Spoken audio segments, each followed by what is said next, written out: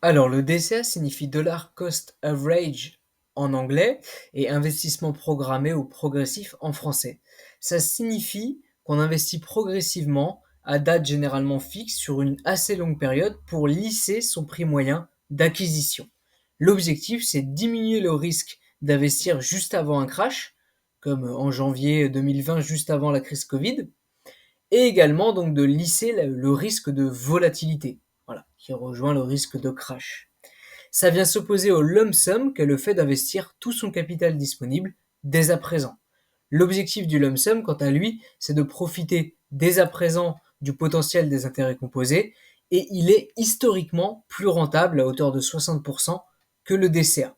Néanmoins, sachez que si vous débutez dans l'investissement, ce qui est probable si vous regardez cette vidéo, vous ne connaissez pas encore votre appétence au risque, vous n'avez pas encore des connaissances financières généralement très profondes, donc privilégiez le DCA.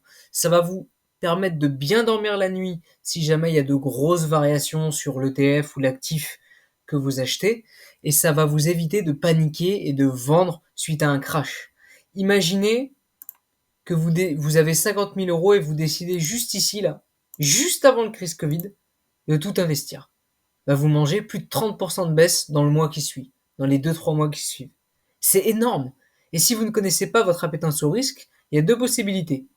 Soit vous dormez mal la nuit, ça vous donne des boutons à vous gratter, enfin, c'est une façon de parler, mais vous voyez ce que je veux dire, et vous vivez mal ce qui se passe, et donc c'est pas du tout sain, c'est générateur de stress. Soit vous paniquez, vous vendez, vous faites moins 30% sur 50 000 euros, et vous êtes dégoûté de l'investissement à vie, et vous investissez plus jamais en bourse. Non. Tant que vous n'avez pas les connaissances financières et le recul nécessaire, vous faites du DCA.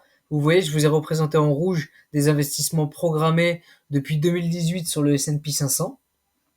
Et donc, ça vous permet de lisser votre prix d'achat. J'ai estimé un prix moyen d'achat au niveau du cercle vert juste ici. Hein, c'est une estimation à l'œil. Hein. L'objectif, c'est de vous montrer l'idée. Et donc là, avec un cours actuel à peu près 6 000 $ du S&P, bah ça vous ferait un prix d'achat, un prix de revient moyen entre 4 000 et 4 500. Ce qui est tout à fait acceptable, ça vous fait quasiment 50% euh, de plus-value latente, c'est énorme.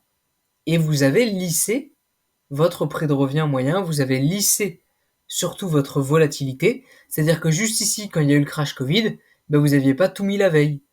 Vous aviez investi déjà auparavant, et vous avez également racheté pendant la baisse. Bon, malheureusement, dans mon exemple, ça avait commencé à remonter. Mais vous avez acheté au fur et à mesure. Donc vous n'avez jamais eu à subir un moins 40, moins 50% sur votre portefeuille. Voilà, le screen, il est tout rouge. Euh, vous n'arrivez plus à dormir. Non, tranquille. Ça se fait tranquille.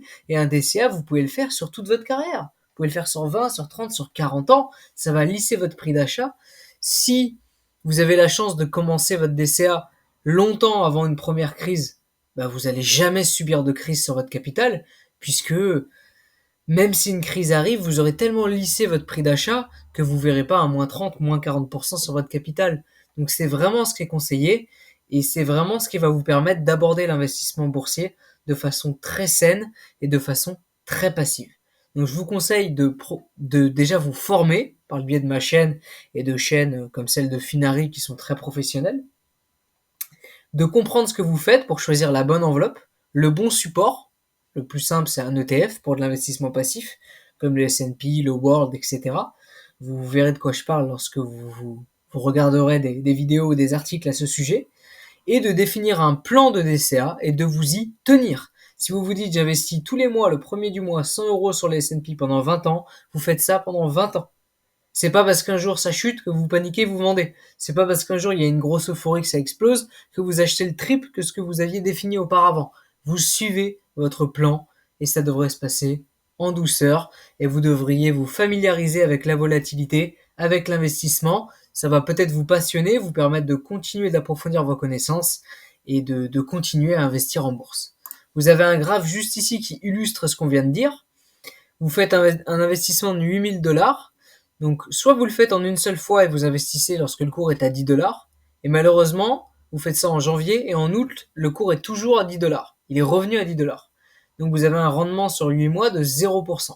Alors qu'en DCA, vous investissez une fois par mois, donc 8 fois, et ça vous fait un prix de revient unitaire à 9,61 $, puisque vous achetez à 10, puis à 14, puis à 9, puis à 13,5, etc.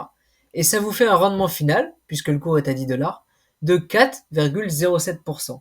Dans cet exemple, vous faites un meilleur rendement que celui qui a investi en lump sum d'un seul coup, du moins sur la période actuelle, et vous avez lissé votre volatilité. Vous n'avez jamais subi le 10 $ à 7,5 $ qu'a pu subir, donc le moins 25% qu'a pu subir la personne qui a fait du lump sum. Vous ne l'avez jamais subi. Donc voilà, j'espère que cette vidéo vous aura plu. Je vous invite à vous abonner et à liker, à me dire dans les commentaires s'il y a un autre sujet que vous souhaiteriez que je traite, et je vous souhaite de bons investissements.